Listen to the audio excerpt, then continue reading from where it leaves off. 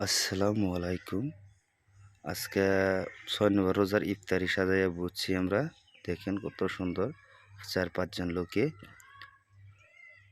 তাই সবারই দাওয়াত রইল। সবাই আমাদের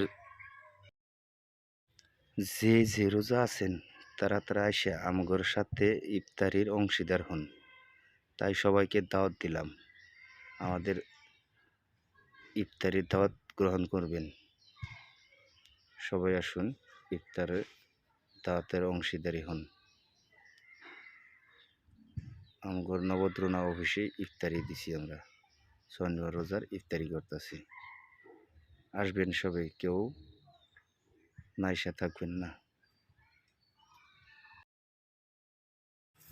পবিত্র রমজান মাসের রোজা রাইখা সন্ধ্যায় ইফতারি করবেন।